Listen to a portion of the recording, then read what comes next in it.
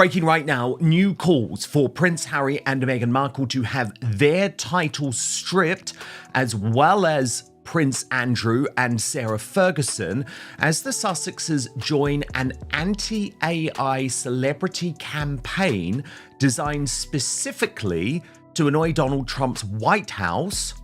Of course, this is something the duplicitous duo know nothing about, and I would argue that it's very bad timing as pressure grows on the UK Parliament, King Charles, and Prince William to take action on all the wayward royals.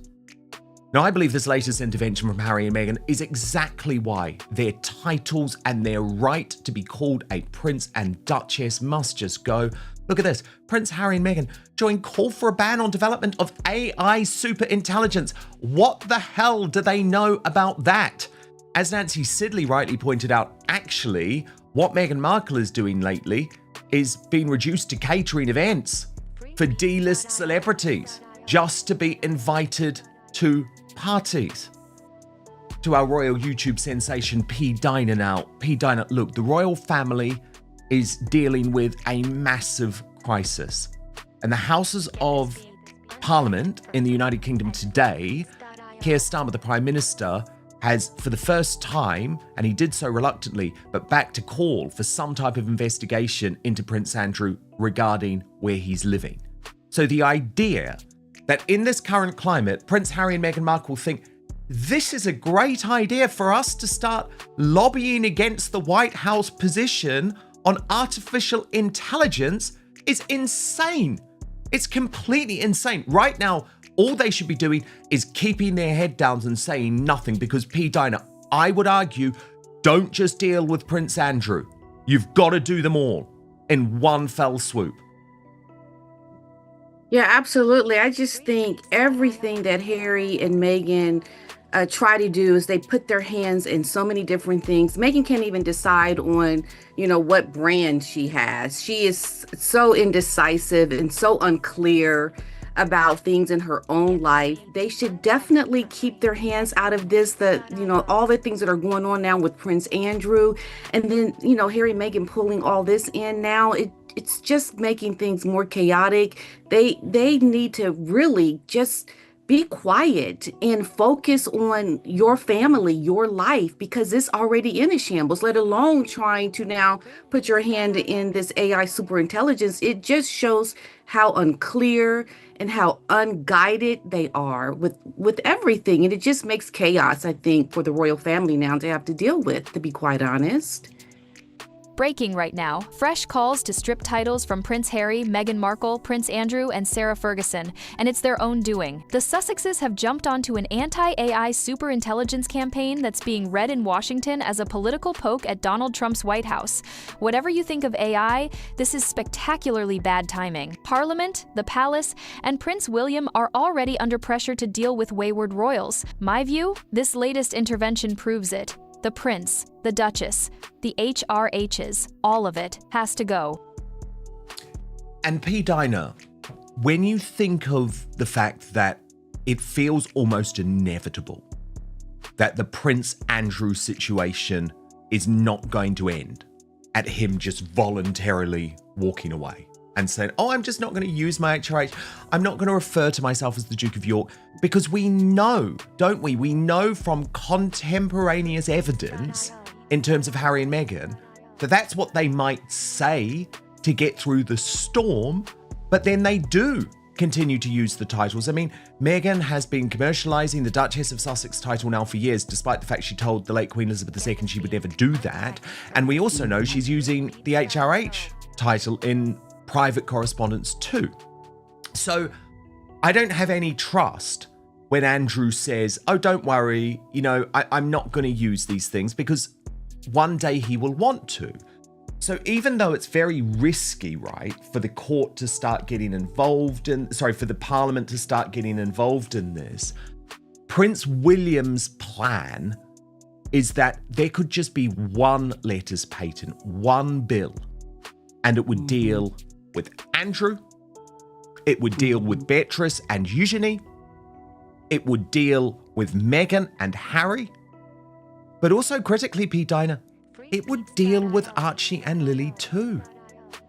And I know that King Charles, who, by the way, has arrived in Rome and is meeting the Pope tomorrow, and he wants all of the focus to be on that. And I obviously have deep sympathies for what he's going through in terms of his health. But what I am just going to be very clear on, P. Dinah, is until that action is taken, the action your son wants is taken, your reign is going to be completely overshadowed. Because if it's not a new revelation about Prince Andrew, P. Dinah, it's going to be new, appalling behaviour from Prince Harry and Meghan Markle. And then what happens when Archie and Lili, who've never stepped foot as anything other than babies, start turning up on social media and making comments? They can't be in the line of succession. They can't be prince and princess at that point. So I just think William has got this right. And I think Charles is being very naive in terms of his handling of this. And I say that as someone who has sympathies for what he's going through. Yeah, and I think he is in a position now where, he really should be focusing more, of course, on his health and allowing others William to really make these kinds of decisions more streamlined to what the king would want, because he is not in a position, I believe, to even deal with this. I think it compromises his health even more, because these kinds of decisions do affect your health. And you want to protect the future of the monarchy, and having such indecisive decisions and not really being in a position physically to make the hard decision just compromises the institution. And I just don't understand why you don't make that the priority when that is what your job is to do as the king. The country, the monarchy, the crown is going to be destabilized, I believe, by all these indecisive things that look like you've made a choice, but they're not really concrete choices that are, very aligned with what needs to happen. It's comical. It's not even real. Like, what, he's just now Prince Andrew instead? It to me, it compromises everything and it makes it a joke.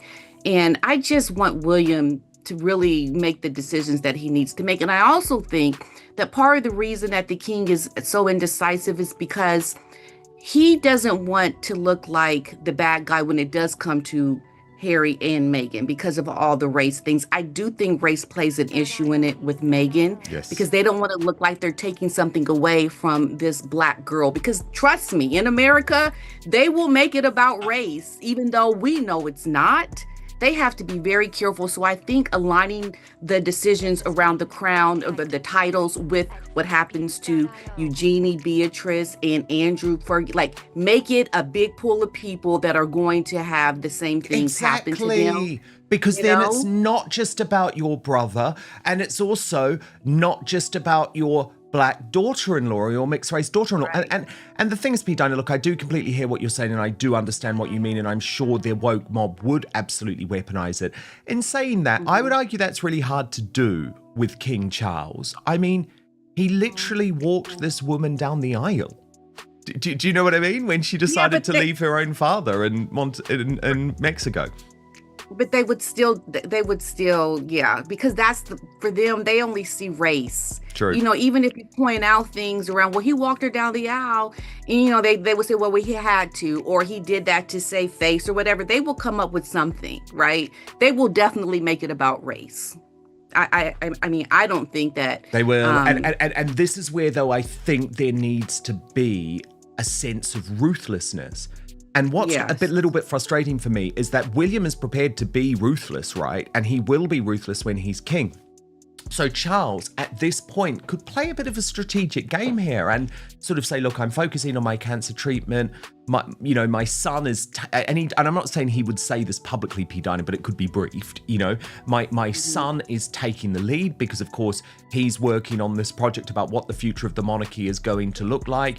I endorse what he's doing, but of course I continue to love my son and my brother.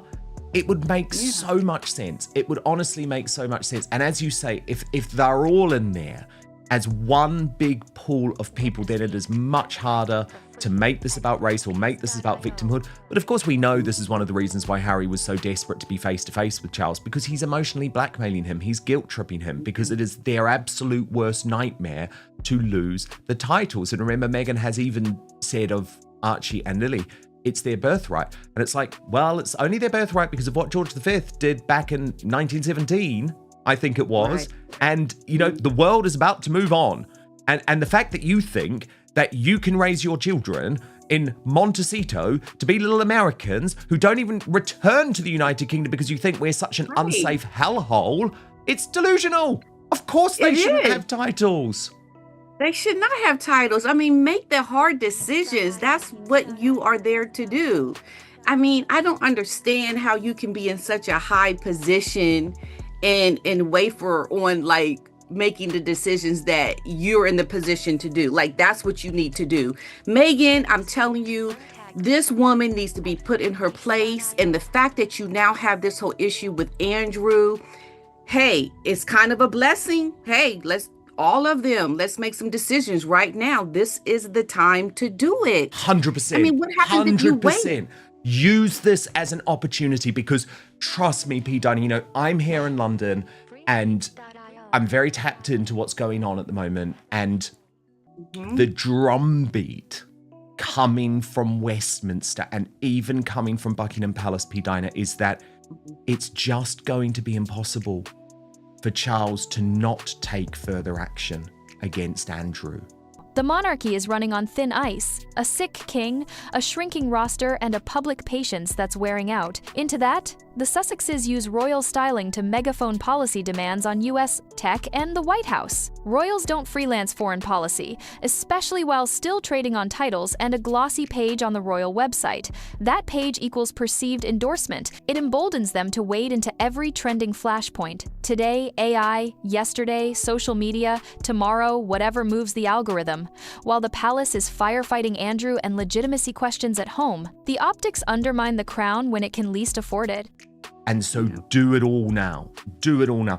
And look, partly because Harry and Meghan are going to keep on embarrassing you, and they're going to keep on embarrassing the country. And Pete, Dinah, I've got to come to this artificial intelligence thing, right? Because they know what they're doing.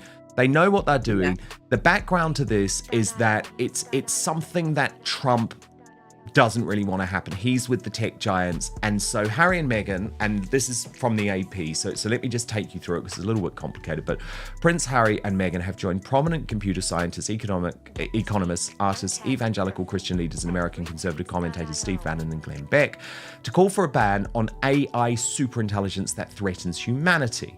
The letter released Wednesday by a politically and geographically diverse group of public figures is squarely aimed at tech giants like Google, OpenAI, and Meta platforms that are racing each other to build a form of artificial intelligence designed to surpass humans at many tasks. The letter calls for a ban unless some conditions are met. So this is the 30-word statement. We call for a prohibition on the development of superintelligence not lifted before there is broad scientific consensus that it will be done safely and controllably, and strong public buy-in.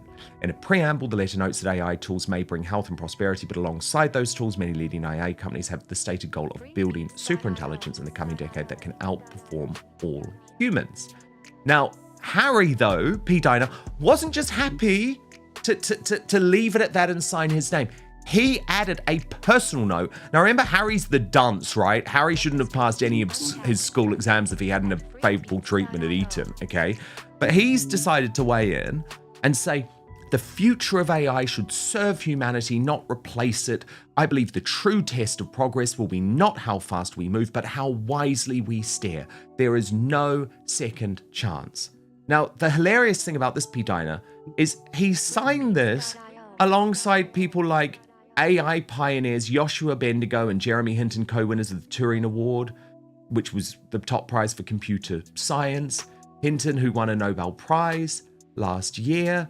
You know, people who really know about these types of things. Apple co-founder Steve Wozniak, British billionaire Richard Branson. And my point, P. Dinah, is butt out. You know nothing about this. This is all about your own war against the social media companies. which is all just designed to shut down people, P. Dinah, like you and me. They just don't want us to comment on them, right? They do not want us to criticize them. And we've seen how much lawfare they're going to try and use in terms of silencing the British press. The way to silence people like us is to target big tech. So I don't believe for a single moment that Harry and Meghan know a thing about AI superintelligence. This is just a way to bash the big tech companies to try and achieve their censorship goal. But also, it's not the role for people who hold royal titles, for goodness sake.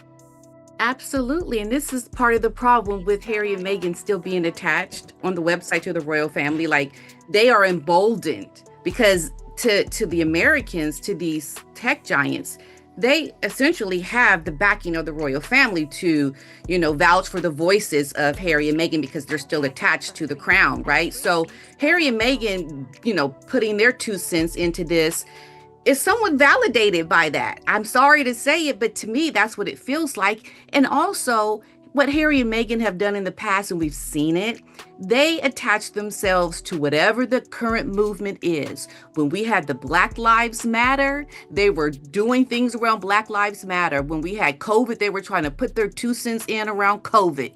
And now this, because their self-interest, their whole existence relies on relevance. And so they want to be attached to anything that's about the relevance of the people, but really with self-serving interests. They're not thinking really about the people, nor should they. They have no people. They have no connection to us in terms of, what their decisions are and, how that affects the American or people in general. So why are they even being allowed to even tap into this, like they have any relevance? And this is why I hate to go back to it, but the king, they need to do something about Harry and Meghan, because that's what they will continue to do, because they're about serving themselves and helping themselves make money, because they are about whatever the new thing is, they want to be a part of it and be relevant around it. And they have no experience. They have no knowledge. They can't even control their own lives, like I said, with Meghan and her brand.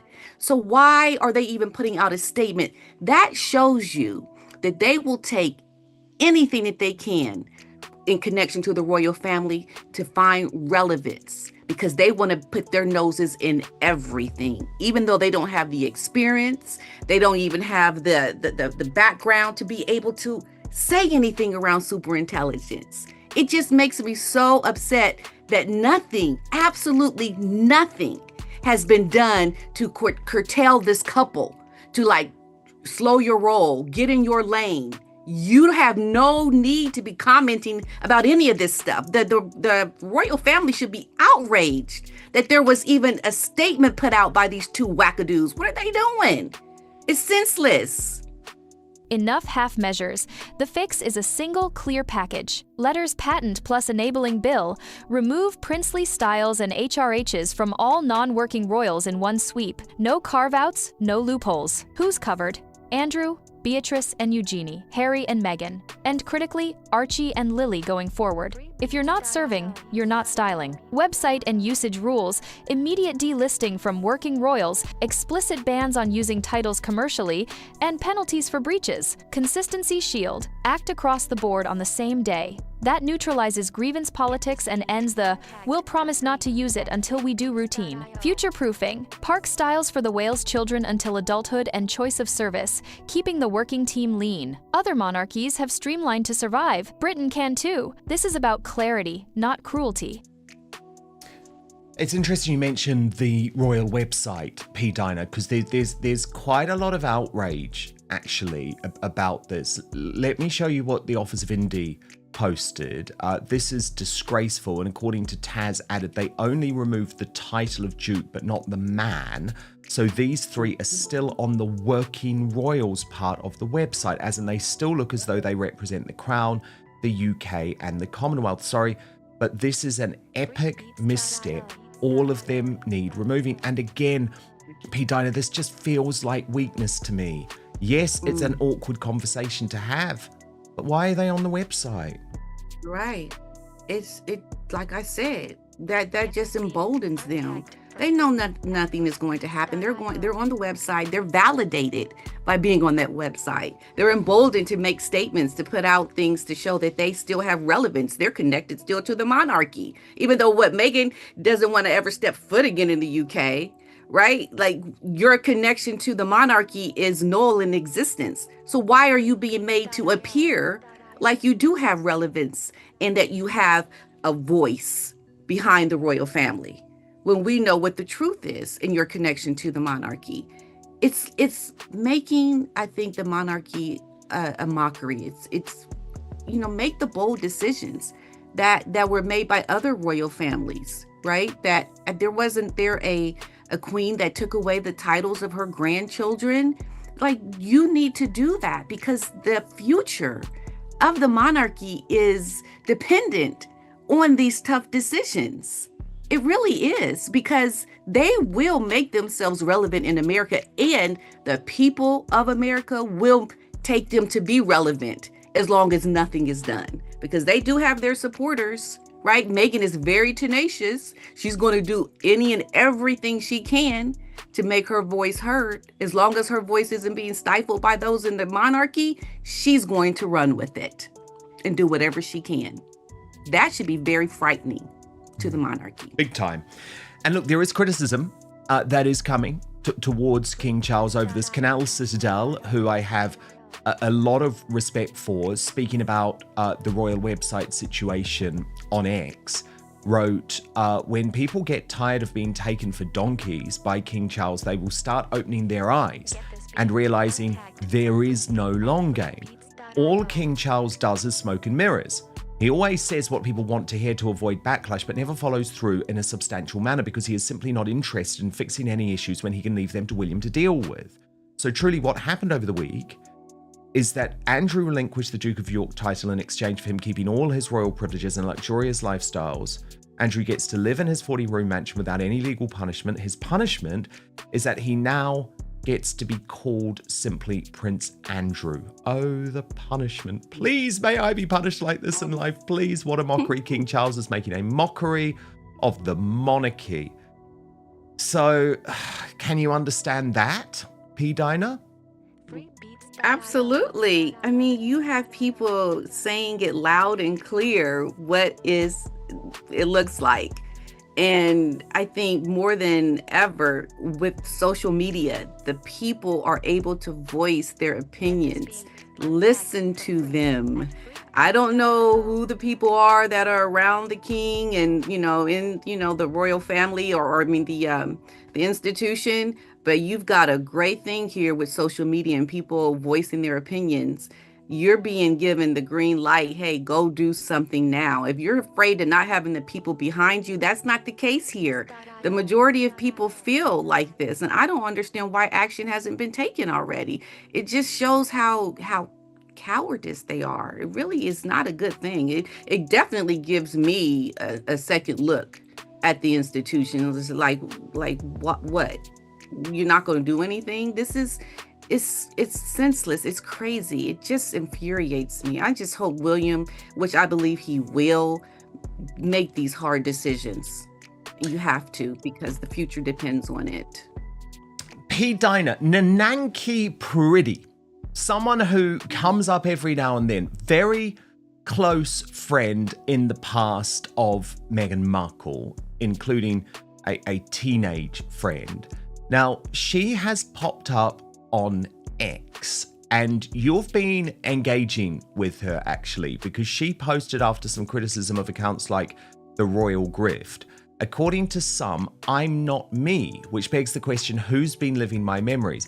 You replied saying she is who she says she is. Now let's stop all the drama. So P. Dinah, can you explain this to me? Because I'm very confused. Is there now this idea that in some ways these pictures of Ninaki Priddy and Meghan Markle, which include them posing outside Buckingham Palace, is there a suggestion that those pictures were in some way fake?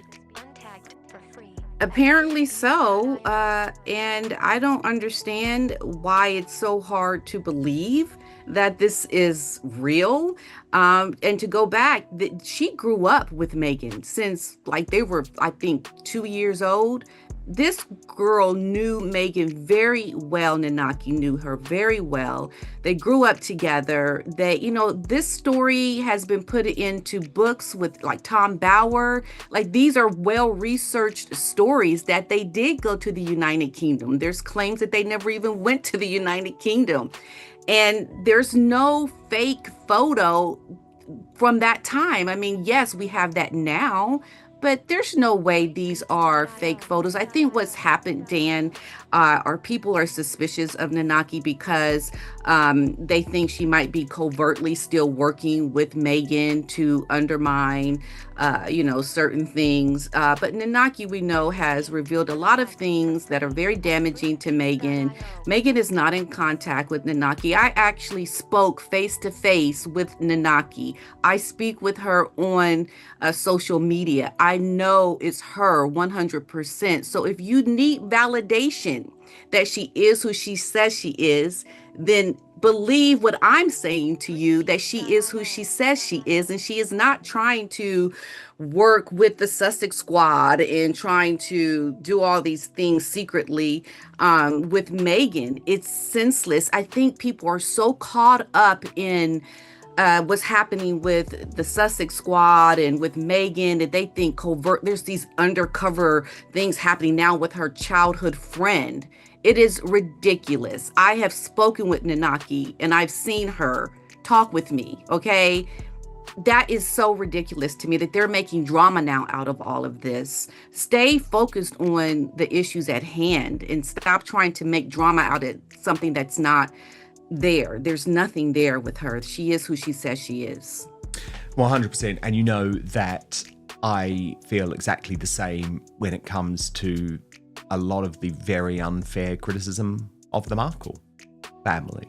People suggesting that the Markle family aren't telling the truth and that they're somehow in on this. It's very unfair. And I know, obviously, I'm good friends with Samantha, and I know how upsetting those claims are to her, and she's a good woman. And it's like, no one is perfect. None of us are perfect, right? We're all going to make mistakes. We're all going to say things every now and then that people disagree with. But as you say, focus on the big mission. What happened to Ninaki Priddy, I think, certainly opened up a window into the world of what Meghan Markle is really like. And I think we should thank her for being honest about that. But fascinating stuff. Fascinating stuff. P. Dinah, do stand by. In the near term, the king should focus on health and let the heir carry the scalpel. A joint move, with the king's approval, at the Prince of Wales's recommendation, would steady the crown and stop the drip-drip drama. If it doesn't happen under Charles, expect it early in a William V reign. Either way, the direction is set. The Sussex AI stunt only sharpens the case. Titles and activism don't mix. I want your view. One comprehensive reset now, or wait for William to do it? Drop a comment, like, subscribe, and hit the bell. The crown needs clarity, and it needs it fast.